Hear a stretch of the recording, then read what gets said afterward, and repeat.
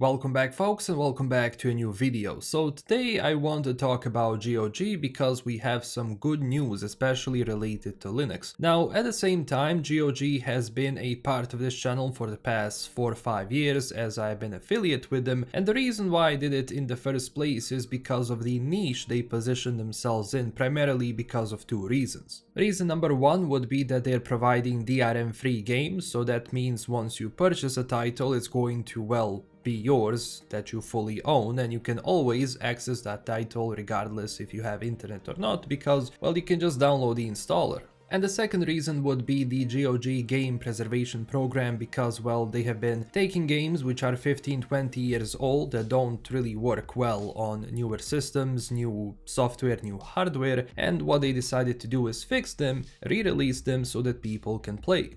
Which is extremely important when it comes to game preservation because, we have seen that many publishers and many developers are now pretty much doing stuff which doesn't really allow you to actually own the titles you have purchased, and once these servers go down, that's about it. So the news coming out of GOG is that they have been looking for the senior software engineer who is specifically proficient in C++, but there is a reason why people are sort of sharing this. Because first off, they're talking about GOG Galaxy, how it delivers experience on Windows and Mac OS, but Linux is the next major frontier.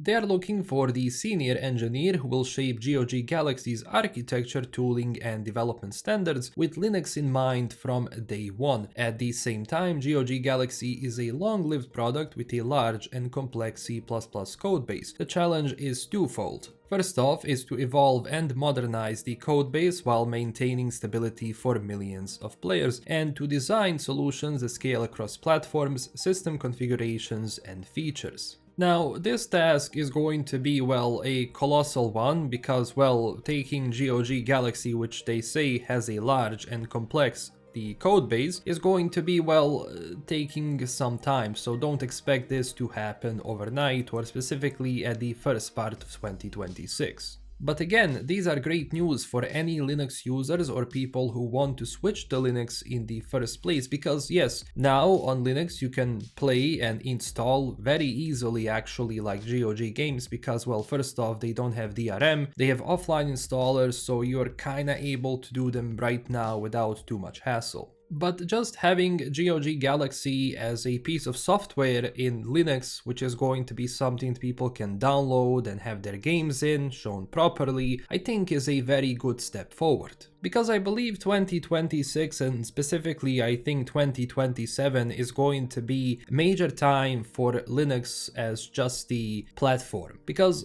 first off, you have Windows now, which has been releasing updates which are breaking Windows in the first place, and on top of all of that, they have many things which have been hindering user experience. They are collecting way too much data. There is now, Copilot with AI and everything, which people absolutely don't like.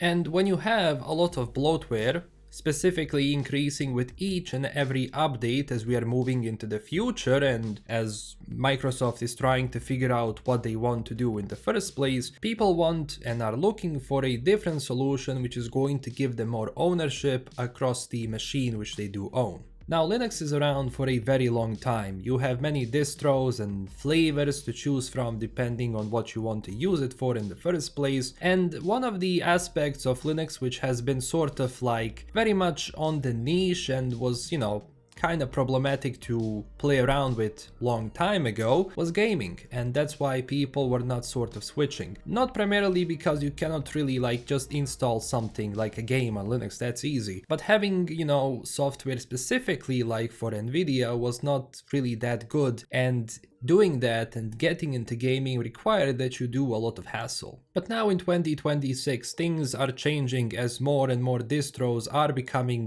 gaming oriented, and you have updated drivers for Nvidia and AMD. Now Valve has been leading a charge when it comes to Linux and gaming on Linux in the first place with Proton, and when people are sort of using Steam, Deck, or now they're gonna be using Steam Machine, that's gonna be running on Steam OS, which is going to be, a fork of Linux. So things are gonna be changing in that sense, because a lot of people, specifically gamers, are now going to buy a machine, and one of the first things they're going to experience is, well, not Windows. So having the compatibility layer which Valve has been using, having more gaming oriented distros like for example Bazit and CachyOS, which have been really good. Of course there are many distros to choose from, but those are the two that people are, talking about the most. So it's really no wonder that GOG and many other companies are now gonna be moving to Linux, and that's good, because having more options, diversifying what sort of OS people can use and people can interact with is, I think, very important. And maybe even Windows and Microsoft, or well, specifically Microsoft, is going to look at Windows and they're going to maybe start scratching their head and start thinking what people actually want. But probably not. And also, by the time GOG Galaxy as a launcher is fully available on Linux, I believe that's also sort of a time where we're going to see SteamOS, because, well, SteamOS is available right now, but it's not really something which is still in this current format designed for,